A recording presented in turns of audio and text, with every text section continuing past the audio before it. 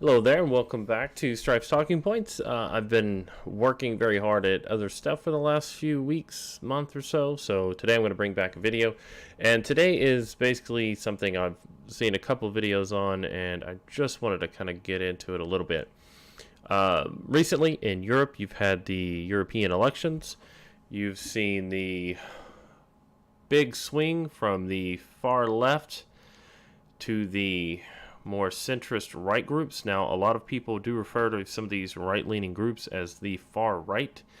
It seems to be a very common thing these days to take anyone left of center or right of center or even to the right of these beliefs that you have as a person and call them far right, which is very confusing to most people because you hear far right and you immediately think of Nazis when generally, when you hear far right, you think of an average conservative or someone who is actually just concerned about their family, their neighbors, and they're not overly concerned with the tiniest small minority groups or these almost insignificant numbers of the smallest upon smallest minority intersectional groups when it's you tick off 4 or 5 intersectional boxes and that person believes they deserve all rights when everyone else deserves fewer rights than them. But what you're seeing through Europe and through Australia and hopefully in the next few years through the rest of the world is a pushback to nationalism. Now, a lot of people will tell you nationalism is a very bad thing and it is terrible for Europeans or anyone in the West to be nationalist when that same fervor is supported in other countries across Africa, South America, or the Middle East. Now, the BBC has a hit piece here on the rise of the right populism in Hungary, the BBC News. So we're going to watch just a minute or two of this, and then I want to talk about the other 2 stories that are up there. Across Europe, the far right is on the rise. Now, that is meant to invoke fear in you. Across Europe, the right is on the rise, not the far right. A nation being concerned with its own population, which is populism, means that your country cares about what happens to you, the citizen of the country, more than it cares about the, let's say, citizens of other countries, of other places, of illegal aliens, of migrants, of anything. You, as the citizen, are what the country is concerned about, which, to me, being a lifelong, I guess you'd say, I've been mostly Democratic since I voted for that in the U.S. elections almost my entire life in almost every way, is such a strange thing to hear. That now believing in your country is considered far right.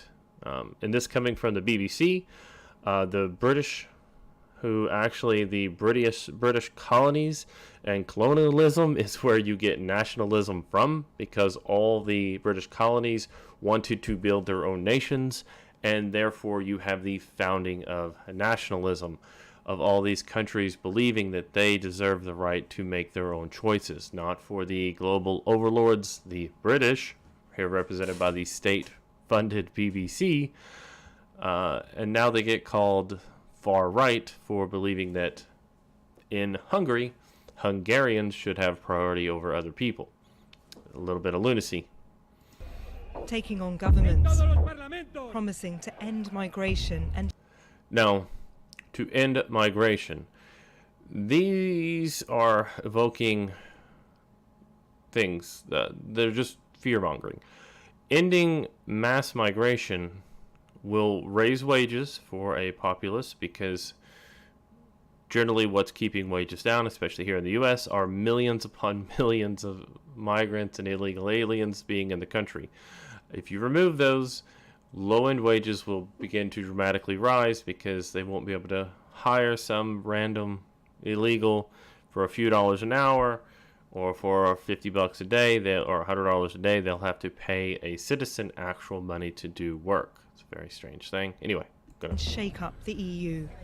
I wouldn't say we are living in a dictatorship, but there's less and less freedom day by day. I wouldn't say we live in a dictatorship, but there's less and less freedom. Now, throughout this entire thing, they don't actually give any examples of that. I've watched it twice. It's just, we're not living in a dictatorship, but there's fewer freedoms.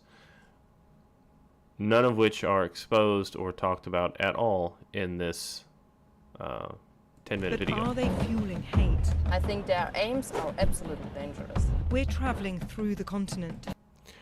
What are their aims? You'll see in a minute what their aims are. Find out what's behind their success. Propaganda TV. This is a propaganda TV. This is propaganda TV on propaganda TV.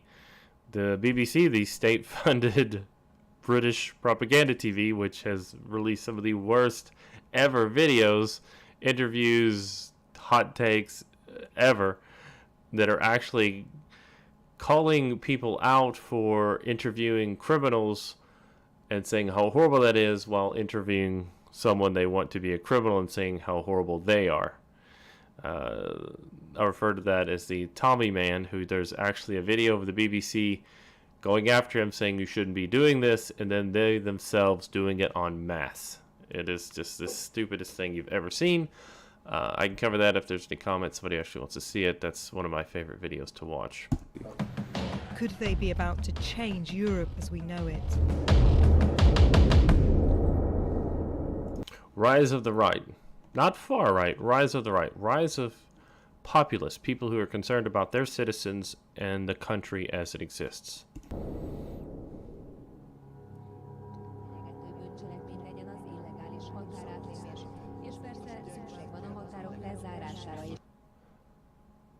Now, they're showing these signs. They give no translations of them. They're just showing them. Orbán Viktor. Orbán Viktor. Orbán Viktor. Orbán Viktor. There are some people who really believe and trust in Viktor Orbán like their god. It's like he built up a religion. Hát karizmatikus ember. Egy igazi vezető. This is nationalism in action. Nationalism. This is a country stating that the people of the country, that the nation is the primary focus of the government and the people of that nation. Nationalism is in no way a bad thing. If you're actually focused on your country improving, your country being better, and it being better for the people of your nation. That's what nationalism is. Globalism is you trying to take over and control other nations. For example, the European Union is a group of governments that bound together to control each other. You're currently seeing Britain breaking free. Italy will probably break free soon, and then some of these other countries, Hungary and the rest, will start to pull out rather quickly once Brexit is done and Britain falls back to the standard of WTO, World Trade Organization rules that are pretty much the standard for everyone else. Viktor Orbán has led Hungary for almost a decade as the self-declared defender of Europe. Now, Europeans are facing a real threat that Europe will no longer be European. Now, imagine if you went to Saudi Arabia or Iran, and millions upon millions of Chinese walked into Iran, set up camp, demanded benefits, demanded equal representation, demanded they be put in power. Imagine if, what are there, 1 billion people in India. Imagine if those people just flooded across, demanded religious tolerance, demanded these things. How would they be taken? Imagine if the Middle East was no longer Arab, wasn't allowed to be, it was a big threat. Those countries would band together and push back.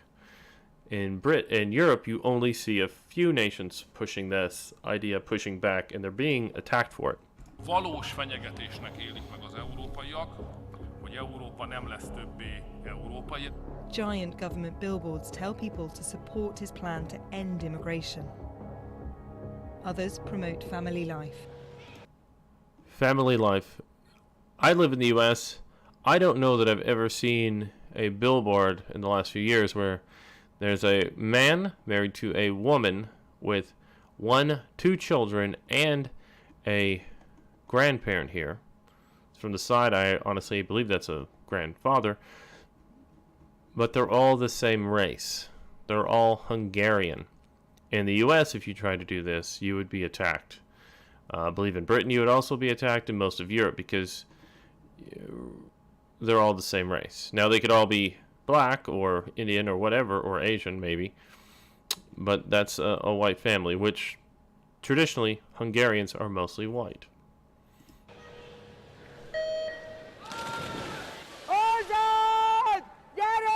A lady screaming loud. Anyway, we're going to cut more for just a moment.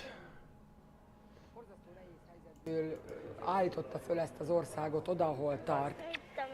Now, the country was doing bad. I've looked up the Hungarian GDP. It has risen. It's kind of plateaued in the last couple of years, but it is much higher than it was a few years ago. You'll have to Google it yourself to look that up. But this is the thing. This is a Hungarian family, a man and a wife with 3 daughters, and possibly a 4th out here. I don't believe you ever see the 4th child, but they're at a swim meet doing family stuff.